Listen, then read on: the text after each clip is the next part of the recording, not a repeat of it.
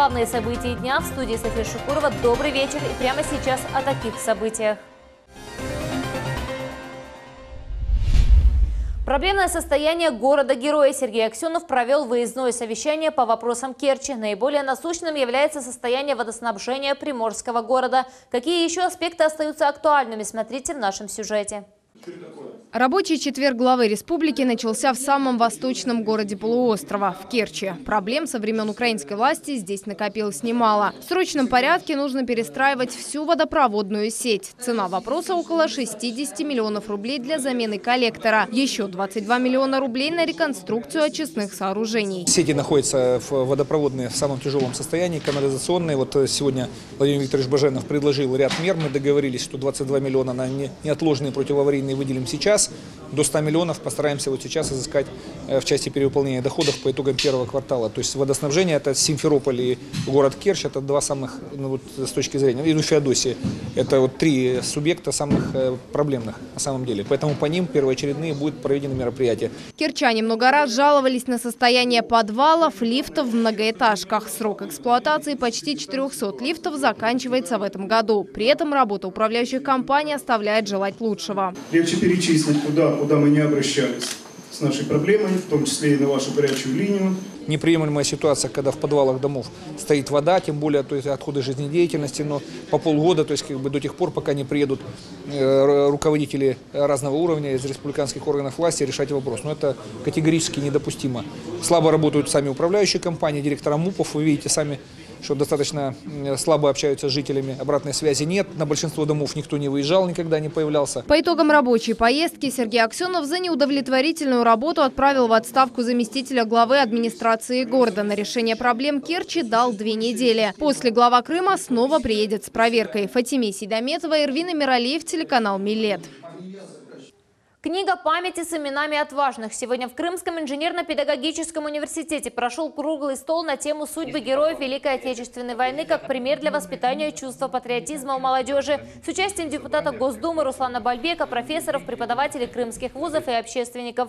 Главной темой обсуждения стало участие крымских татар, воевавших на фронтах Великой Отечественной войны. К 9 мая планируется издать первую часть собрания с именами всех участников.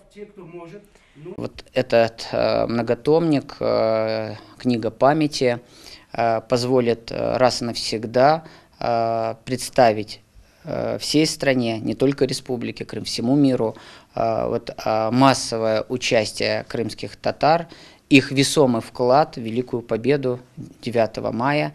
И эта дата приближается, и хотелось бы уже к 9 мая заявить об этой идее, об этой концепции, чтобы она была поддержана и обществом, и нашими учеными.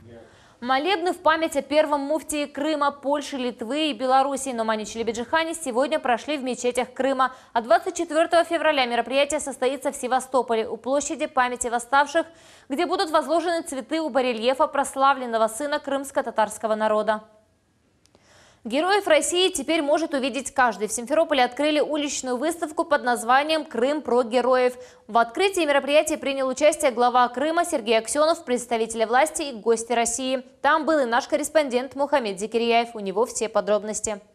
Крым многонациональный, и, конечно же, у каждого народа есть свои герои. Выставка, которая сейчас представлена, имеет огромную историю. Здесь и врачи, и ученые, и писатели. Можно смело сказать, что у каждой нации есть с кого брать пример.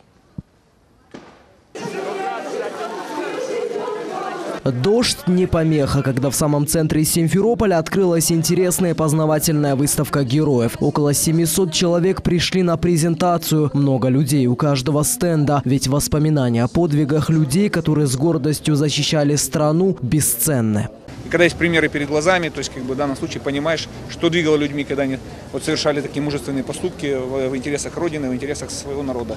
Слава Богу, что такие праздники у нас есть. Среди героев выставки Алими Абдынанова, дважды Герой Советского Союза, Амедхан Султан, Исмаил Гаспринский, наш герой-современник Февзи Якубов. Фотоэкспозиция приурочена ко Дню защитника Отечества и 5-летию Крымской весны. Организатором выступило Министерство внутренней политики, информации и связи Крыма и Федеральное агентство по делам национальности при поддержке Совета министров Республики Крым. Крым знал много в своей жизни и героических, и трагических событий, и никогда не знал межнациональных проблем. Поэтому мы это и будем сохранять.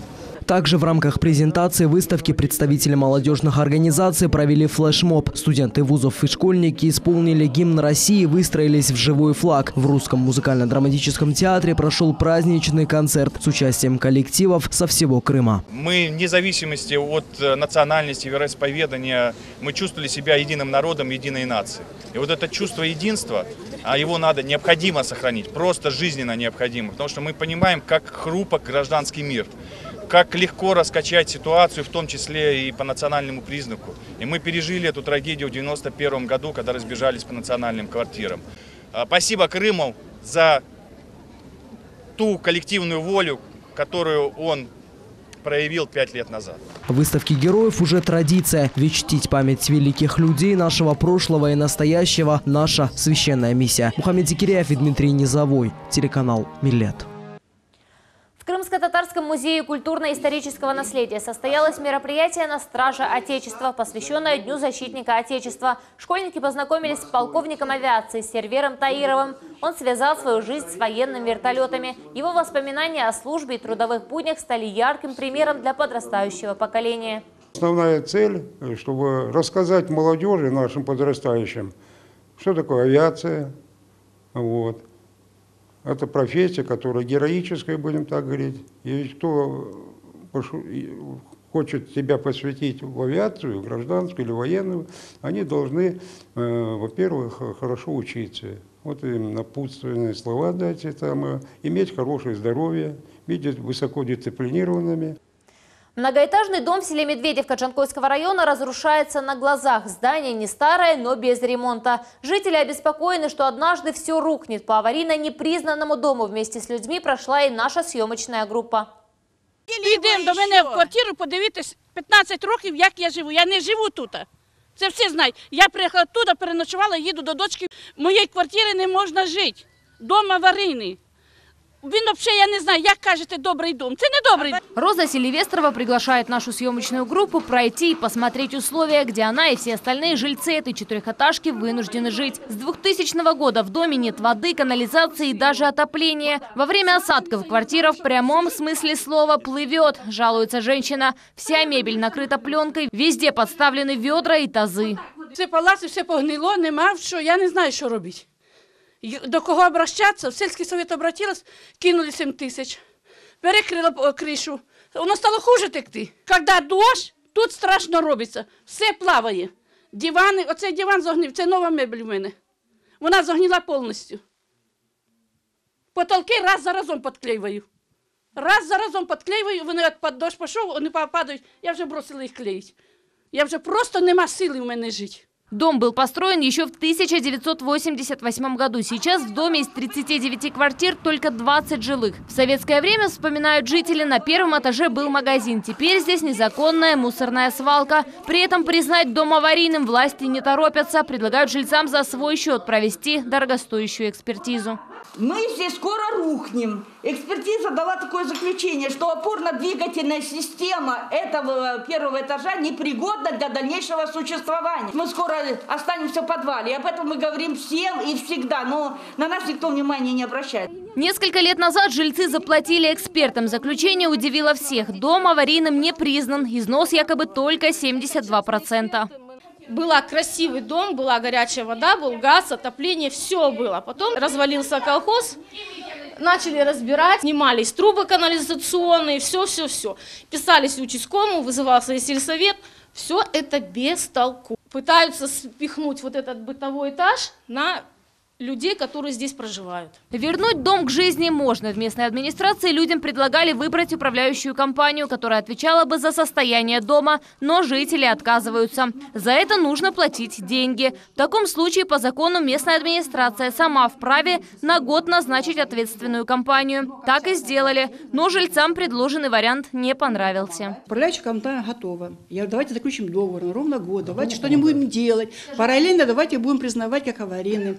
Я заходила в одну организацию, это институты, они требуют техплан на дом. Техплана на дом нету. Если техплана нету на дом, значит увеличивается стоимость экспертизы. При передаче имущества в 2008 году нам просто передали список жильцов, никакой технической документации нам дом не передали. Кто передал вам? Тогда шла ликвидация колхоза СПК «Северный Крым». Сейчас жильцы словно подвешены в воздухе. Это в основном все люди пожилого возраста. Куда им еще обращаться, они не знают. По планам, капитальный ремонт дома запланирован на 2045 год. Как прожить в таком доме еще четверть века? С таким вопросом жители намерены идти в прокуратуру, а после – главе республики. София Шукурова, Виталий Голубев, телеканал Милет. Сроки известны. Первый проезд по Крымскому мосту пройдет 8 декабря 2019 года. Об этом сообщил начальник дирекции по обслуживанию пассажиров Крымской железной дороги Владимир Резниченко. По путепроводу будут ходить поезда по 11 направлениям. Железнодорожное движение по Крымскому мосту даст мощный импульс развитию Республики Крым и Севастополю, заявил президент России Владимир Путин в послании Федеральному собранию. В Крыму отметили Международный день родного языка. Для Крымского инженерно-педагогического университета это особый день, и отмечают его с необыкновенным трепетом. С подробностями Руслан Минаев. Международный день родного языка – особенный праздник для факультета истории, искусств и крымско-татарского языка и литературы. А любой знаменательный день имеет свои традиции. Для факультета это проведение ежегодной олимпиады на знание родного языка. В этой олимпиаде я участвую в 3-й раз. Она мне очень нравится. Считаю, что нужно повышать уровень крымско-татарского языка и прививать особый интерес к изучению родного языка ученикам и студентам. Изначально в олимпиаде принимали участие студенты исключительно филологического факультета КИПУ. Со временем желающих стало больше. Теперь проверить свои знания по родному языку могут и учащиеся других вузов, а также представители молодежных организаций и старшеклассники. С детства мы в семье говорим на крымско-татарском языке, поэтому я очень люблю свой родной язык. Не первый раз принимаю участие в таких олимпиадах и в школе тоже. Развитие и сохранение родного языка – одна из главных задач факультета. Олимпиада по крымско-татарскому языку повышает уровень родного языка среди молодежи, которые являются нитью, связывающей между собой не одно поколение. Для меня такие мероприятия ценны, потому что они имеют большое значение для нашего народа. Мы должны знать свой язык и уметь передавать эти знания с большой любовью нашим детям и внукам. Нововведением последних лет стало проведение конкурса среди педагогического состава университета. В этом году своим участием в Олимпиаде Международный день родного языка отметили более 200 человек. На протяжении 11 лет на нашем факультете проводится Олимпиада по крымско-татарскому языку. Главная ее идея и цель – популяризация крымско-татарского языка среди молодежи, привитие любви к языку, показать им свою красоту родного языка, а также дать им возможность испытать свои силы в знаниях языка. По традиции Олимпиада проходит в 2 этапа. Во второй попадут студенты, набравшие максимальный балл, и уже в марте будут известны имена победителей турнира. Руслан Минаев, Магомед Нестуров, телеканал Милет. Также Международный день родного языка отметили в Кольчугино. В национальной школе провели интеллектуальную викторину «Сила знаний». Всего в игре сразились 4 команды из Симферопольского района. Подробности знает Султанье Ситакаева. Буквально через несколько минут начнется мозговой штурм. Команды на месте, капитаны выбраны. Ребята готовы продемонстрировать свои знания, умения, смекалку и эрудицию. И вот первый раунд. Школьникам раздали бланки для ответов. В тестовом формате они усердно отвечают на вопросы в области грамматики крымско-татарского языка. И после каждого раунда для участников и гостей викторины подготовили творческие выступления. После каждого этапа, а их было 5, выбывает участник, набравший меньше всех баллов. В финал удается выйти 2 школьницам. Мавили Акимова уверена, есть все шансы на победу. Главное – любить свой родной язык. Тема своей родины должна быть интересна каждому человеку. С рождения родители учат сначала детей родному языку, потом также с поколения в поколение нужно учить своих детей родному языку, чтобы наш язык процветал. Оказаться первой Мавиле не удалось. Не хватило 3 баллов, а знатоком крымско-татарского языка стала Эльнара Якубова. Она достойно представила национальную школу села Урожайное. Нужно знать каждому родной язык, прежде всего разговаривать дома на родном языке, учить его в школе. И, наверное, это поможет поддержанию родного языка. Викторина «Сила знаний» в Симферопольском районе проходит впервые. Инициаторами стали администрация и общественная крымско-татарская организация «Карам». На территории республики и на территории Симферопольского района очень много делается работы, направлены на сохранение и развитие родных языков. У нас функционируют школы с 2 языками обучения. У нас открываются классы, где обучение идет на крымско-татарском языке. Мы обязательно должны сохранить и изучать свой родной язык, а это мероприятие очень важное. Оно прививает любовь к крымско-татарскому языку. В конце мероприятия всех участников наградили грамотами и книгами, изданными медиацентром имени Исмаила Гаспринского. А общественное движение «Крым» школьников порадовало сладким подарком. Султанис Такаева, Алишер Алимов, телеканал «Миллет». В Москве прошло совещание Фонда поддержки исламской культуры при участии муфтията Крыма. Республику представили заместитель муфтия Садуллах Баиров и ответственный секретарь муфтия Айдер Аджимамбетов. Основным вопросом стало развитие мусульманской уммы в стране, а также подготовка молодых специалистов в России. Это позволит решить проблему нехватки опытных профессиональных религиозных деятелей по всей стране. Для того, чтобы определить критерии стандартизации, Совет по исламскому образованию разработает предложения, а также будут предложения со всех духовных управлений мусульман регионов Российской Федерации. Все это будет обобщаться. По итогам обсуждения будет принято решение, по каким критериям проводить аккредитации учебных заведений, как медресе, так и университетов. До сентября месяца все эти процедуры должны быть проведены.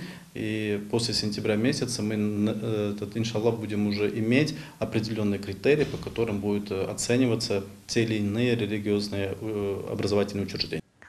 Полицейские задержали ялтинца, имевшего при себе более 300 грамм марихуаны. По данным МВД, дома мужчина хранил синтетические наркотики и еще более 60 грамм марихуаны. В отношении задержанного возбуждено уголовное дело. Ему грозит лишение свободы на срок до 10 лет. Победа во имя будущего. Накануне Дня защитника Отечества в Крымском инженерно-педагогическом университете впервые прошел конкурс патриотической песни. За звание лучшего боролись студенты, школьники и даже хор ветеранов. Участников оценивали в 3 номинациях: хор, вокально-инструментальный ансамбль и сольное исполнение.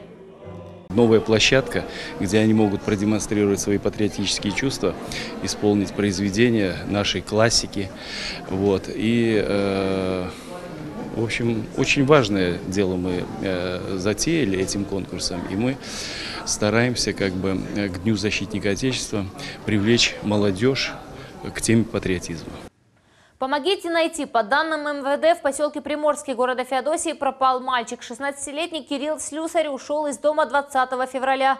Юноша был одет в баллоневую куртку фиолетового цвета и джинсы. Просьба ко всем, кто владеет какой-либо информацией о местонахождении пропавшего несовершеннолетнего, сообщить по телефону 102.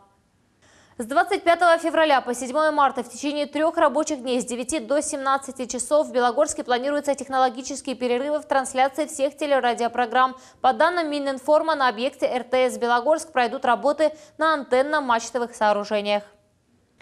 Премьера в Крымско-татарском драматическом театре. Зрителям представили экспериментальный моноспектакль «Хафестаки Уриет», основанный на биографии известного языковеда, поэта и общественного деятеля Бекира Чобанзаде. Подробности в сюжете Эльмас Аблакимовой. Эльмар Аблаев проводит последние приготовления перед спектаклем. Сегодня он единственный артист на сцене. Актер, автор и режиссер в одном лице. Каждая деталь, каждая мелочь как нельзя точно помогает погрузиться в ту эпоху. Сегодня в нашем Крымско-татарском театре премьера спектакля «Хафестаки Уриет». Это спектакль о всемирно известном тюркологе и блестящем крымско-татарском поэте Бекире Чобанзаде, о его жизни и творческом пути. Зрителю раскроются все грани деятельности известной личности. Появится возможность разделить эмоции и принять вместе с артистом все вызовы тяжелой судьбы поэта. Это моноспектакль, и у нас такая постановка впервые, своего рода эксперимент. Мы решили воспользоваться возможностью познакомить зрителя с таким жанром.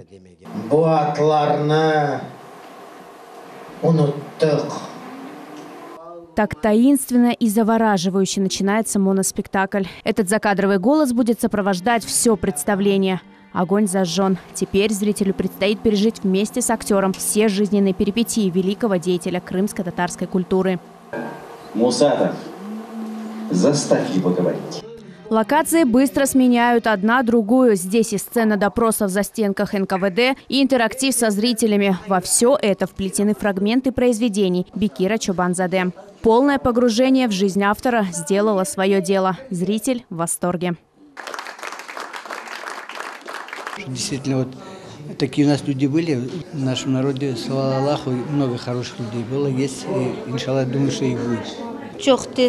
Это было очень волнительно. Особенно мне понравилось то, как показали кровавые страницы истории нашего народа. Я желаю всему творческому коллективу успехов. В создании спектакля также принимали участие художница Зарема Тросинова, музыка композитора Эльмиры Эмир. Литературным консультантом выступила Шафика Абдураманова. Эльмас Аблакимова, Рамазан Аливапов, телеканал «Миллет». Завтра с 6 до 11 часов в Симферополе в связи с проведением мероприятий в честь 23 февраля на улице Павленко на участке от улицы Александра Невского до парка имени Гагарина будет перекрыто движение и парковка транспорта. Штормовое предупреждение. В связи с прохождением холодного фронта скандинавского циклона в ближайшие сутки в Крыму ожидаются сложные погодные условия. Обильный дождь, переходящий в снег, местами очень сильные осадки. 23 февраля прогнозируется резкое понижение температуры. Будьте осторожны, берегите себя и близких.